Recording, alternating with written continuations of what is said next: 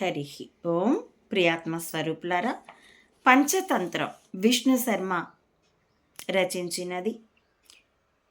పరవస్తు చిన్నయ్య సూరి గారు తెలుగులోకి అనువదించిన మిత్రలాభం. కొంత గ్రాంధిక భాషే ఉంటుందండి.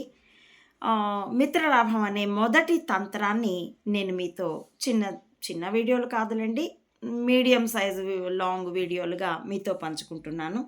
క్రిందటి వీడియోలో కపోతముల రాజు, పావురాల రాజు చిత్రగ్రీవుడు హిరణ్యకుడు అనే ఎలుకతో వలలో చిక్కుకున్నాం, ముందు నీ బంధాలు తొలగిస్తాను అంటే, లేదు వీళ్ళంతా నా ఆశ్రితులు, నన్ను కొలుస్తూ ఉన్నారు కాబట్టి ప్రజల రక్షణ తర్వాతే, అనుచరుల రక్షణ తర్వాతే నాయకుడిది, కాబట్టి ముందు నీ బలం ఉన్నంత వరకు వాళ్ళ వలల కొరకు, తర్వాత నాకు విడిపిద్దు కానీ అని అంటే, హిరణ్యకుడు అది విని సంతోషపడి పులకితుడై స్నేహితుడి యొక్క మంచి మాటలకు, ఆ నాయకత్వ లక్షణాలకి, ఆ ఉదాత్త వ్యక్తిత్వానికి ఎంతో సంతోషపడి పులకితుడై, అంటే ఇప్పటి భాషలో చెప్పాలంటే గూస్ బంప్స్ అనమాట, రోమాంచితుడై ఇట్లని ఈ విధంగా అన్నాడు. చెలికాడా మేలు మేలు, నీ ఆశ్రిత వాత్సల్యము కొనియాడ నేనే పాటివాడను, ఈ గుణముచే త్రిలోకాధిపత్యమునకు తగి ఉన్నాడవు అని పలికి అన్నిటి బంధములు తెగగొరికి వానినన్నింటినీ సాదరముగా సంపూజించి ఇంకేమన్నాడో చూద్దాం.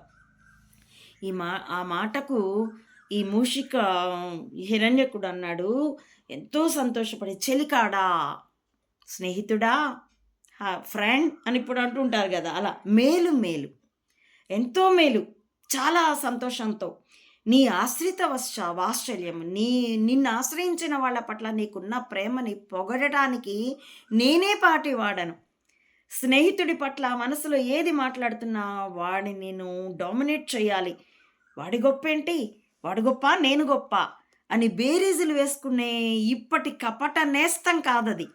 ఎంతో సంతోషంగా నిన్ను పొగడ్డానికి నేనెంత వాడను, తనను తాను తక్కువ చేసుకోవడంలో స్నేహితుడి దృష్టిలో ఎక్కువ అవ్వడం అన్నది మానసిక విశ్లేషణ, మానసిక తంత్రం కాదు, అది మానసికమైనటువంటి ఒక చక్కని సుహృద్భావన.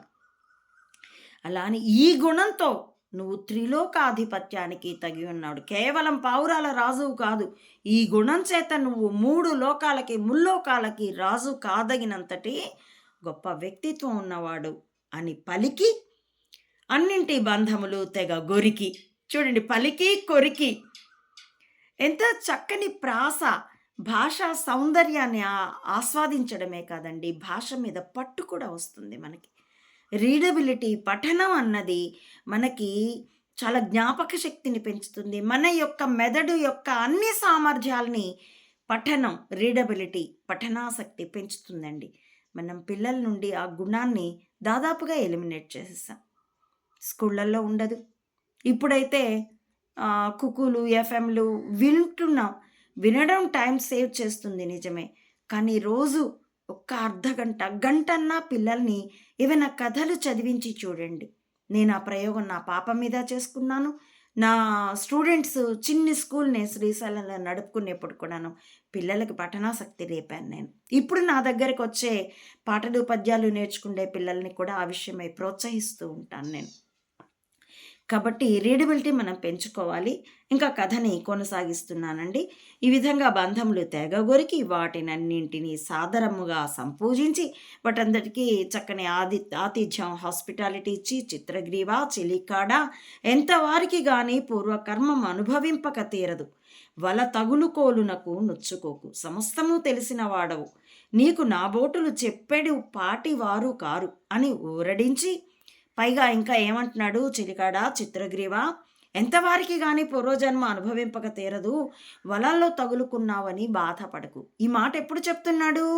ఆ సమస్యని తీర్చాక ఈ సమస్య వచ్చిందని చింతించకు, సమస్యలో కూరుకొని ఉండగా అందుకే బుద్ధితో ఉండాలనేది, అందుకే ఎగిరిపడకుండా ఉండాలనేది అంటూ ఎత్తి పొడుపు మాటలల్లా, సూటిపోటి మాటలల్లా, ముందు ఆ సమస్య నుండి స్నేహితుడిని బయట వేసి ఇప్పుడు చెప్తున్నాడు, ఆ సమస్యలో చిక్కుకున్నానని బాధపడకు, ఎంతటి వారికి పూర్వజన్మ కర్మని అనుభవించక తప్పదు, నీకు చెప్పేపాటి వాడిని కాను, నీకు తెలుసు, ఎంత చక్కని సంభాషణ చాతుర్యమో, ఎంత చక్కగా ఎదుటివారి హృదయం గాయపడకూడదు. మీ మీ మీ మీదు అదిగాక అంటే ఎదుటివారి మనసు గాయపడకూడదు. మీదు మిక్కిలి వారు ఉల్లాసపడాలి, ఆనందపడాలి అని మంచి గంధం రాసినట్టుగా, మల్లెల వాసన చూపినట్లుగా ఎంత చక్కగా మాట్లాడి, నీకు చెప్పేపాటి వాణ్ణి కాను అని ఊరడించి, బలగంబుతో చిత్రగ్రీవునకు ఆతిథ్యము చేసి కౌగలించుకొని వీడుకొలిపాను. అతడికి ఆతిథ్యం ఇచ్చి ట్రీట్మెంట్ ఇచ్చి అప్పుడు ఇంకా వీడుకొలిపాను, బాయ్ బాయ్ చెప్పాడు. అనంతరము చిత్రగ్రీవుడు తన పరిజనములతో హిరణ్యకుని గుణములు కొనియాడుచు నిశ్చేజం జనియే. తదుపరి చిత్రగ్రీవుడు తన ఫ్రెండ్స్తో, చూడండి స్నేహితుడి అన్నదానికి నిదర్శనం కదా హిరణ్యకుడు అంటూ ఆ స్నేహితుడి గురించి తన సంతోషాన్ని, అతడి గుణాలు కొనియాడుతూ హ్యాపీగా నిజేశ్చంజనెను, తను ఎక్కడికి వెళ్ళాలో తన విల్ఫుల్ చోటుకి తను వెళ్ళిపోయాడు. మిత్రలాభము కంటే మించిన లాభము లోకమందేదియుగానము, కాబట్టి బుద్ధిమంతుడు పెక్కండ్రు మిత్రులను సంపాదించుకోవలను.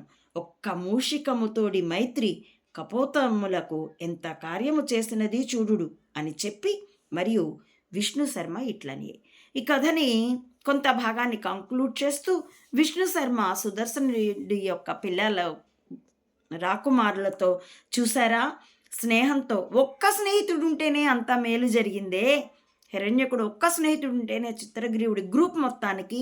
కాబట్టి మంచి స్నేహితుల్ని, కపట మిత్రుల్ని, పయోముఖ విషకుంభాలని కాదు, మంచి స్నేహితుల్ని, హృదయంలో మంచి ఉన్న వాళ్ళని, అందరి మంచిని కోరే వాళ్ళని, స్నేహితుడి పట్ల సాయం చేసేవాళ్ళని, మన బాధల్ని పంచుకొని తగ్గించేవారిని, మన ఆనందాన్ని పంచుకొని హెచ్చించేవారిని, పెక్కండ్రుని, ఎక్కువ మంది స్నేహితుల్ని బుద్ధిమంతుడు సంపాదించుకోవాలి.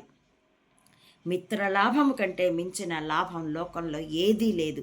మన దగ్గర ఏమి ఉన్నా ఆ పని సమకూడాలంటే మనకి డబ్బిస్తే చేయడం దాసుడు చేశాడు, సేవకుడు చేశాడు, లేదా ఒక సర్వీస్ కంపెనీ చేసింది కాదండి. అందులో స్నేహం కూడా ఉండాలి. ఒక పాజిటివ్ టర్మ్స్ ఉంటేనే జరుగుతుంది. ఒకసారి డీల్ చెడింది అనుకోండి, ఇంకోసారి నాయనా నీకు డబ్బిస్తానురా, ఏదో నా ఇంటికి సున్నం కొట్టు, రంగులు వెయ్యి అంటే అపోవయా నేనుతో చూశానులే అంటారు. కాబట్టి ఎప్పుడూ డబ్బుతో పనులవ్వవు. అందులో స్నేహం, ప్రేమ కూడా ఉండాలి. అది ఎవరి మధ్య కూడా అయినా కూడా, అదో డబ్బున్న వాళ్ళు తక్కువ ఉన్నవాళ్ళు అని కాదు, ఇచ్చి పుచ్చుకునే. డబ్బున్నవాడు డబ్బిస్తే సేవ చేసేవాడు తన సేవనిస్తున్నాడు, ఊరికేం పుచ్చుకోట్లా. ఊరికే పుచ్చుకోవడం అన్నా సరే, ఇప్పుడు నాలాంటి దానికి దానం ఇస్తారు. మీరు మా స్థూల శరీరాన్ని పోషిస్తే మేము మీ సూక్ష్మ శరీరాన్ని, మా శరీరానికి తిండి పెడతారు, మేము మీ మనసుకి తిండి పెడతాం. ఒక వాక్యం చెప్తాం, ఏమీ చెప్పలేని స్థితిలో ఉన్నాం అప్పుడైనా ప్రేమతో ఆశీర్వదిస్తాం. ఎవరైనా ఒక దీన స్థితిలో ఉన్న బిచ్చగాడికి ఇచ్చిన అతడు కృతజ్ఞత అనేటటువంటి ఒక ప్రేమని కలిపి దాన్ని మనకి ఇస్తాడు. అది మనల్ని ఎంతో ఆనందపరుస్తుంది. కాబట్టి ఇచ్చి పుచ్చుకుంటూ స్నేహంతో ఈ జగత్తు మొత్తము ప్రేమమయం అయ్యేటట్లుగా మనం నడవాలి. అందుకు ఈ నీతి శాస్త్రాలు మనకెన్నో విషయాలు చెబుతూ ఉంటాయి. వాటిని తెలుసుకుని మన భావి తరాలకి మన వారసత్వ సంపదగా దాన్ని సంక్రమింప చేయాలని కోరుకుంటూ, ఈశ్వరుడు అందుకు మనకు సాయం చేయాలని కోరుకుంటూ, నా ఈ వీడియోల కంటెంట్ మీకు నచ్చితే please like, share and recommend my channel to others as well. Subscribe it. Please support Ammaodi Maata Anantananda to spread the truth of either spying or spirituality up to the roots of the society as well. Support me financially also. Bhavati Bhiksham Dehi. Thank you for watching.